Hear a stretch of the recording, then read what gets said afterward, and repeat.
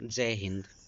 एक बार फिर से आपके सामने लेकर आया हूँ ताज़ा तरीन खबर, लेकिन थोड़ा सा दुख भी है हमें कि जो हुआ वह नहीं होना चाहिए था। सरकार को पहले ही यह ऐसा करना चाहिए था। पहले तो उन्होंने कुछ ऐसा किया कि सभी को क्वालिफाइड किया, जो भी 40% और 45% मिनिमम मार्क्स ऑब्टेन किए उन सबको क्वालिफाइड कर देगा। शुरू में उन्होंने कहा था कि जितनी सीट है उतने ही रिजल्ट दिए जाएंगे, तो फिर पास करने की क्या वजह थी। थोड़ी सरकार की तरफ से गलतियां हुई।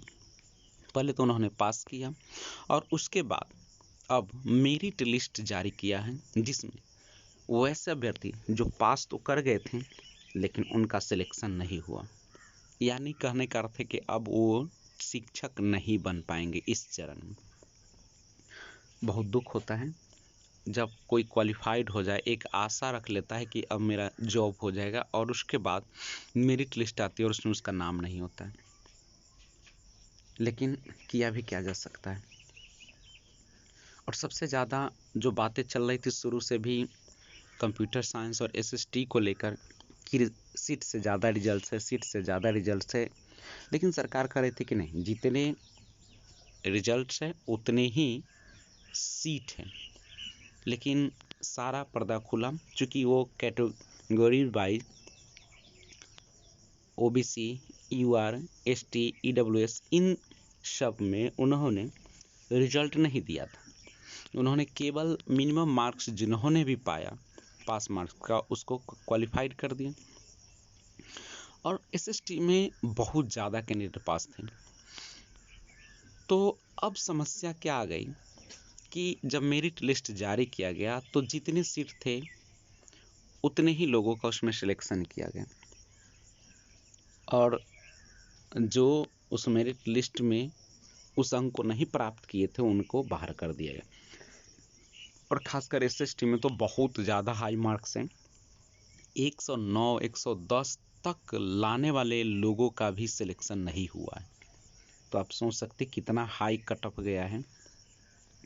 तो ये सारे चीज़ें हैं। मैं बहुत खुश था, लेकिन थोड़ा सा दुख होता ही है, क्योंकि जब कोई आशा पाल ले पास होने के बाद कि मेरी जॉब हो जाएगी और उस पर ऐसा झटका लगता है कि वो मेरिट लिस्ट में नहीं आता है, तो सारी उम्मीदें टूट जाती। लेकिन भरोसा मत तोड़िए, उम्मीद पर ही दुनिया कायम है, और कहीं न कहीं ईश्वर आपके साथ अच्छा ही सोच रहा है। अगर इसमें नहीं होगा तो क्या होगा, इससे भी बेहतर आपको मिलेगा। क्योंकि अवसर आते रहते हैं। अब नहीं हुआ तो इस पर रोने से कुछ होता भी नहीं है, और कुछ भी हो भी नहीं सकता, क्योंकि जो मेरिट लिस्ट निकला है अब उनकी नियुक्ति ही होगी। लेकिन इसमें भी अब एक बात बता दूं कि बहुत सारे ऐसे अभ्यर्थियों का मेरिट लिस्ट जारी होगा जो अपीयरिंग कैंडिडेट होंगे, कुछ ऐसे ही भर दिए होंगे, या कुछ ऐसे अभ्यर्थी होंगे जिनका जो सब्जेक्ट कॉम्बिनेशन हुआ नहीं मिला होगा। तो हो सकता है सेकेंड मेरिट लिस्ट जारी हो, लेकिन ये बहुत दूर की बातें हैं। तत्काल यही है कि मेरिट लिस्ट में जिनका नाम है उन्हीं का अब सिलेक्शन हो पाया है। तो थोड़ा सा अपने आप को संभालिए और आगे बढ़िए, क्योंकि अब मेरिट लिस्ट जब जारी किया ही गया है। थोड़ा सा सरकार को शुरू में ही रिजल्ट जो पब्लिश किए थे वो क्वालिफाइड मार्क्स के आधार पर नहीं, सीट के आधार पर ही डायरेक्ट क्वालिफाई कर देना चाहिए था।